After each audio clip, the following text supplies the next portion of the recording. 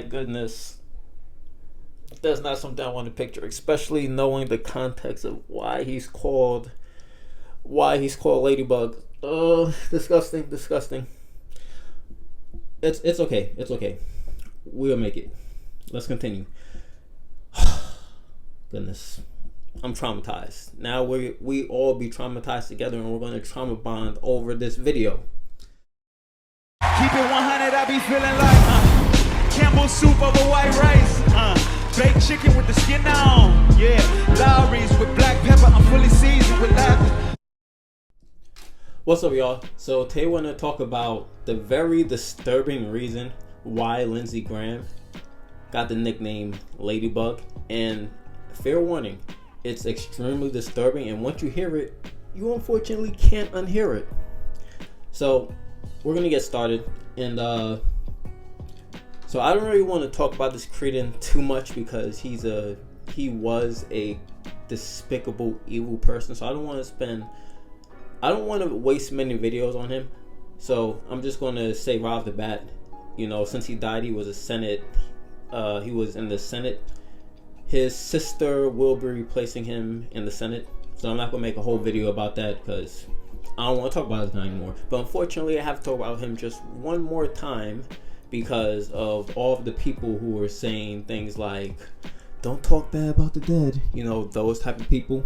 And I'm going to make a video explain how it's both, a statement like that is both white supremacy and white privilege. So that would be the final time I ever speak about this cretin. So a bunch of interesting things has been coming out about Lindsey Graham ever since he passed away.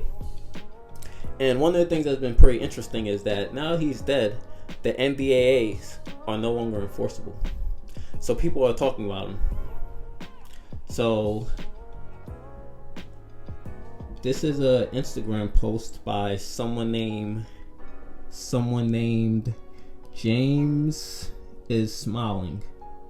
Okay, so it seems like this person's going to be exposing Lindsey Graham a lot. So if you want, give this person a follow. So this is what they say. Just woke up to find out that Lindsey Graham is dead. LOL. Most of you know him as a homophobic senator from South Carolina, but to me he will always be the man who paid a Twinkie pre-transition college student a fat stack of cash to do unspeakable things to him in a hotel room while he wore red lingerie. Oh my goodness. That's not something I want to picture, especially knowing the context of why he's called Ladybug. Disgusting, disgusting. It's okay. It's okay. We'll make it. Let's continue. Goodness. I'm traumatized. Now we all be traumatized together, and we're going to trauma bond over this video. So it's a canon trends event to have far right freaks bankroll you and then turn around and vote against you. People love to judge us for it, but I never see them opening their wallets. Shout out to sex workers everywhere forced to humanize their enemies just to make rent. I completely forgot to put on my glasses, so I might struggle a little bit during this video. Okay, so that's part 1 of 3. Well, I didn't realize there's 3 parts. I only got 2 parts, so I'm missing part 2 in the middle. So part 3 says, Lindsey, rest in hell for what you did to our community. I will continue to love queer and trans people harder than you ever hated us. You loved every second of our time together. Now everybody knows. Okay, so let's get to why Lindsey Graham was called Ladybug. Okay, the Lindsey Graham's Ladybug reference isn't about insects. Once it's learned, it cannot be unlearned. That's why I said also, and that's part of the caption of this, the subtitle of this article. Politicians in general tend to have a bad rap from at least one group of people, usually because of their political stances and motives. And when it comes to Senator Lindsey Graham from South Carolina, many people don't like him. While his close connection to President Donald Trump for some It's his strong stance against the LGBTQIA plus rights for others. Trouble is, many believe Graham is actually gay, like most Republicans. Most of these people are super closeted gay. Most of these people that they're super anti-gay, they can't stop thinking about it. They pretend they're mad about it. They go on rants about it. They're secretly in that closet. They're very deep in that closet. That's the case 99% of the time. And there was a study done of like super homophobic people. Like they attached something. Scientists attached something to the genitals of straight men who weren't super homophobic, and gay men. And gay men got aroused when they saw gay porn compared to straight men who got aroused when they saw straight porn. So that's very common. So back in 2020, a gay adult film star, Sean Harden, appeared to have called Lindsey Graham out on X, formerly Twitter, for allegedly soliciting male sex workers. That post reportedly led to some unsolicited information about Graham being leaked online that mentioned ladybugs, and we're not talking about the insect. Here's a full scoop of why people associate Graham with ladybugs and how he earned the nickname Lady G. Oh, goodness.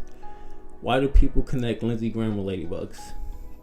You might have noticed that ladybugs are often added to photos of Lindsey Graham, and there's sometimes hashtag Lady G.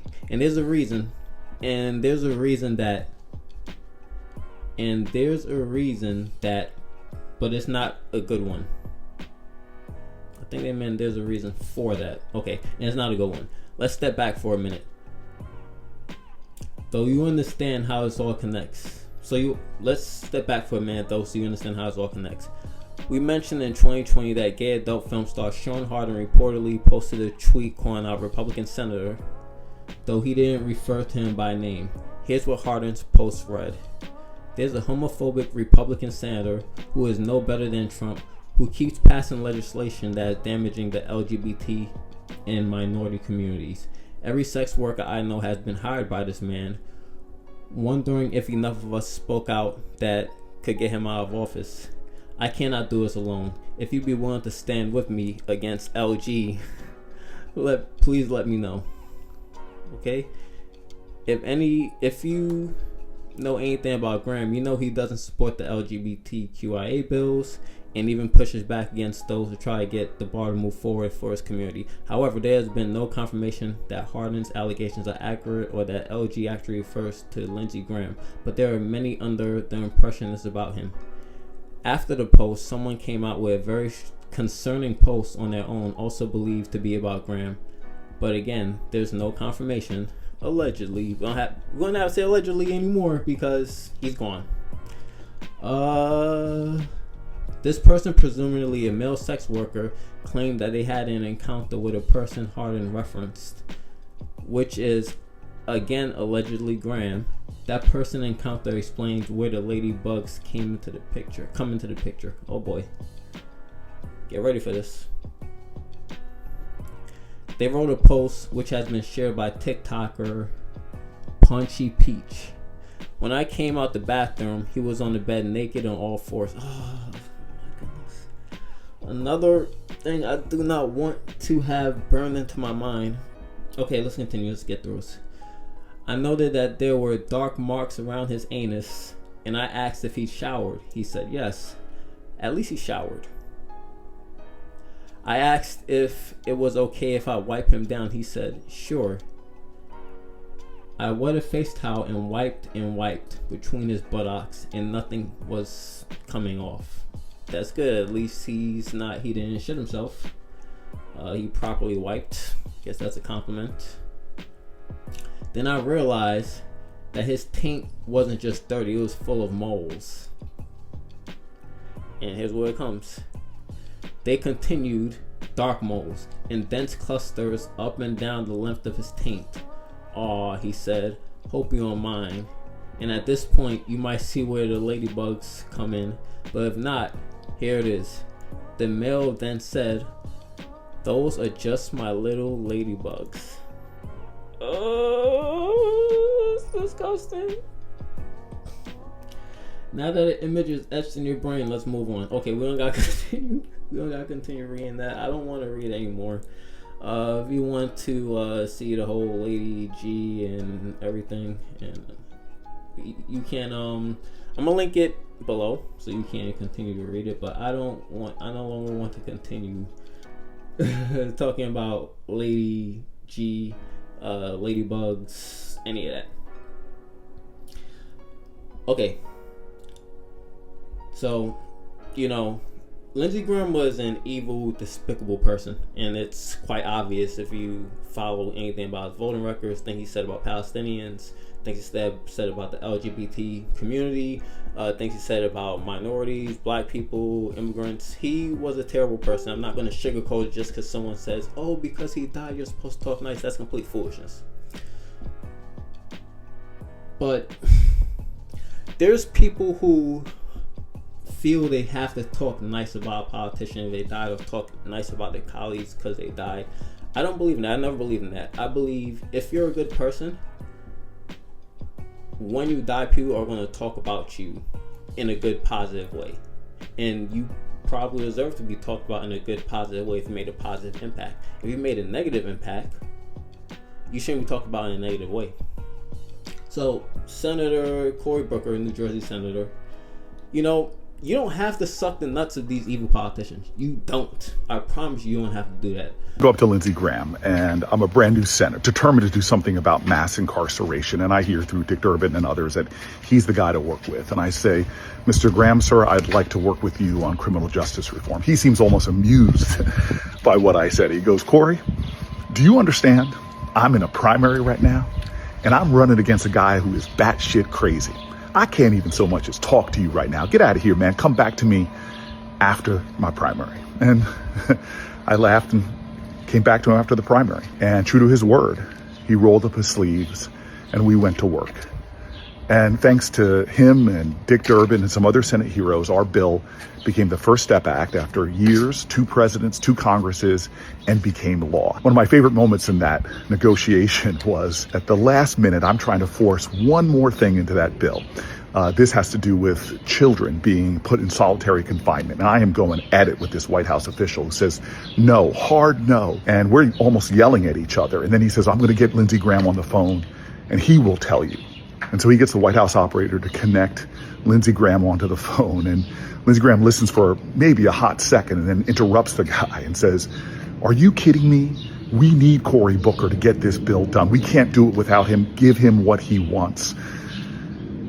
And it was in the bill. It's now part of the law of the land. One of the White House negotiators during that first negotiation told me that Lindsey Graham was like an unguided missile. That God, you never knew which way he was going to go, whether he would come back and hit you. But when he was aligned, when he would be in the right place at the right time, man, he could get things done that other people couldn't and bring a lot of light and new possibilities to the efforts. I am stunned at Lindsey Graham's death, but I pray that he is reunited with his friend, John McCain, that they both are experiencing God's love, grace, mercy, and forgiveness. My prayers are with his family and all those who loved and cherished him. I will miss my perhaps most unexpected friend in the Senate and someone with whom I got some good things done. Cory Booker, he's a black man who last year he broke the filibuster record that was once held by a former Klansman in Congress. While he said a whole lot of nonsense being very pro-Zionist, I'm not saying anything about the genocide, I forgot exactly what, but Cory Booker's filibuster lasted over 24 hours. He said a lot of nonsense. He just wanted to grandstand. It would have been something special if Cory Booker actually fought and he wasn't a corrupt politician like mostly he wasn't a Zionist. It would have been something special. And the sad thing about someone like Cory Booker is he actually believes he actually likes these people, and because he has some of the same beliefs. He likes Lindsey Graham because he has some of the same beliefs. And you know what? I don't actually believe that Cory Booker believes any of that, because he talks about his faith growing up in church and presumably a black church. You're not taught Zionism in black churches. You're just not. He was paid to have those beliefs. So he only had those beliefs once he became a politician. And it's also true of someone like Jasmine Crockett. Jasmine Crockett, she definitely did not have those beliefs growing up. You can't find anything about her being a Zionist prior to her joining Congress. And Jasmine Crockett is someone that I really, really, really want to like. You see how much she stands up to Republicans, how much she fights Trump, how she dressed down Marjorie Taylor Greene, the bad butch built bleach body, whatever the hell. It's me. Ms. Crockett. I'm just curious, just to better understand your ruling. If someone on this committee then starts talking about somebody's bleach blonde, bad built butch body, that would not be engaging in personalities, correct? A what now? Chairman. But she's built bad. She looks terrible. She looks like a terrible MAGA woman. How Jasmine Crockett completely destroyed her. Jasmine Crockett's someone you want to root for, but when she's a black woman in this country who has been historically oppressed, to support Israel is absolutely disgusting. So I can't even root for Jasmine Crockett because of something like that, or any politician who is a Zionist. The reality is, Zionism is just Israeli Jewish supremacy. That's what it is. And Zionism is Israel's version of if the KKK was able to get their way in the U.S. That's all Zionism is. It's a colonial settler project who for a while was committing an apartheid similar to what was done in South Africa to Palestine, and then eventually a full-on genocide, which happened well before October 8th. I made videos years ago, probably about 4 or 5 years ago, about Israel committing genocide against Palestine. So this isn't something new. But there's no way in hell Jasmine Crockett became a Zionist from black churches. Maybe you could become a Zionist growing up in a white church. I haven't been to a white church. I didn't grow up in white churches. I grew up in black churches. And I've seen documentaries about white churches, and I've read about it. But when it comes to black church, I grew up in the belly of the beast, so I actually know what I'm talking about. You're not taught Zionism in black churches. I promise you that. But I don't want to get too far off topic. But someone like Cory Booker, he can be, instead of making sure you go out of your way to say something nice about someone as evil as Lindsey Graham, he could have just did exactly what Zohran Mamdani did when he found out that Dick Cheney died. When did that happen? Just earlier this morning. Now, the fun part, the memes.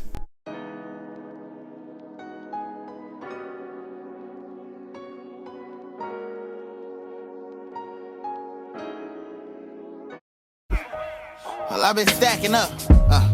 Nah, really, that ain't accurate, cause I just spent my whole damn advance in the past couple months just to compensate for times we ain't have enough. Ooh.